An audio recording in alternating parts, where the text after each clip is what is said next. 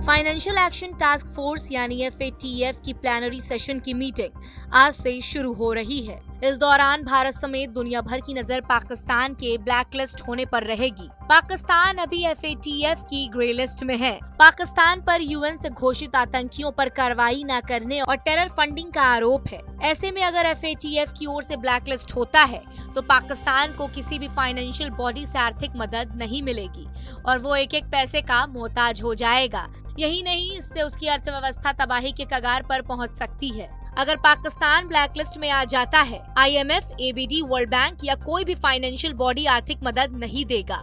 Multinational कंपनियां कारोबार समेट लेंगी। आयात निर्यात पर कई तरह की पाबंदियों के साथ साथ दूसरे संगठनों से आर्थिक मदद लेने में दिक्कत हो सकती है। इसके अलावा दूसरे देशों में काम करने वालों द्वारा भेजी गई रकम पर प्रभाव हो सकता है। क्रेडिट रेटिंग एजेंसी जैसे मूडीज और दूसरे संस्थाओं द्वारा पाकिस्तान को नेगेटिव लिस्ट में डाल दिया जाएगा।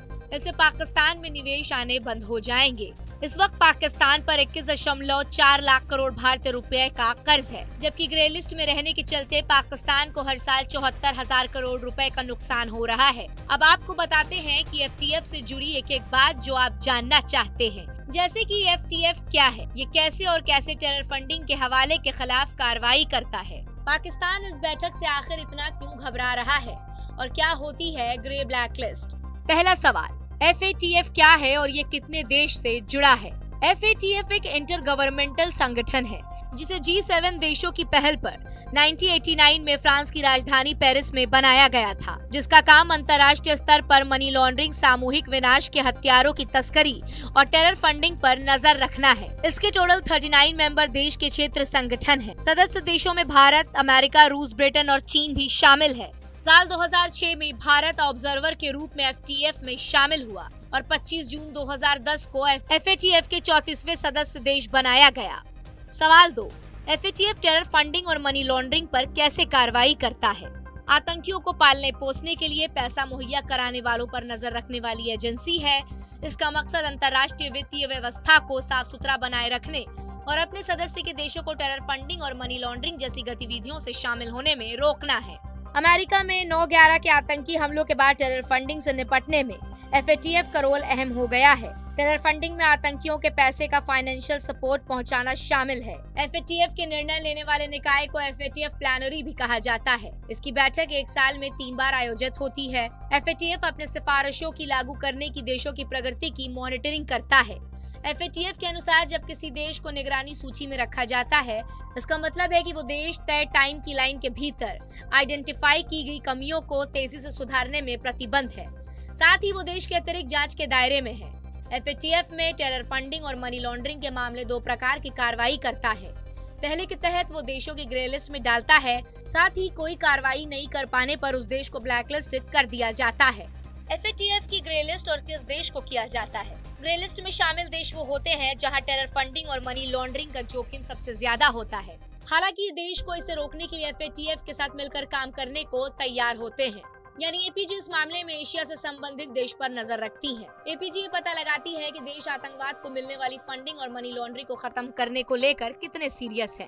अगर कोई देश इसे रोकने में नाकाम रहता है तो उसे ब्लैक लिस्ट करने की चेतावनी दी जाती है। वहीं ब्लैक लिस्ट में उन देशों को डाला जाता है जो ये साबित करने की कोशिश नहीं करते कि उन पर टेरर फंडिंग और मनी लॉन्ड्रिंग के आरोप बेबुनियाद है।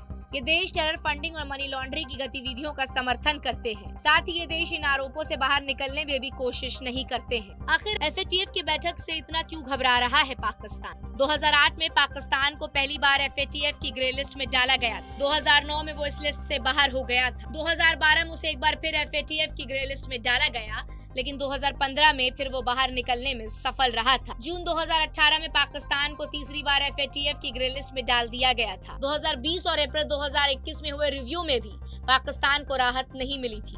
पाकिस्तान इस दौरान FATF की सिफारिशों पर काम करने पर विफल रहा। पाकिस्तान में आतंकी संगठनों को विदेश और घरेलू स्तर पर आर्थिक मदद मिलनी जारी है।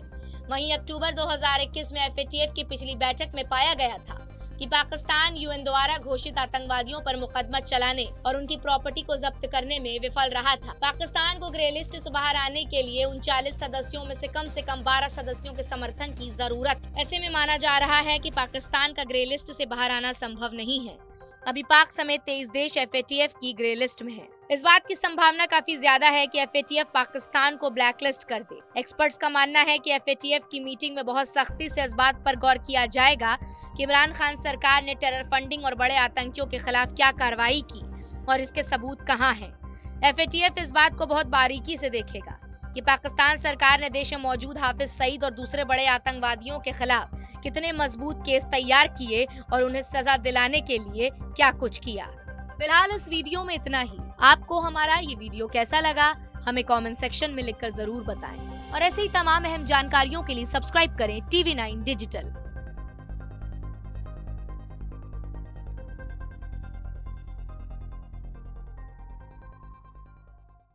अड़ी सोमवार से शुक्रवार शाम 6 बजे सिर्फ TV9 भारतवर्ष पर।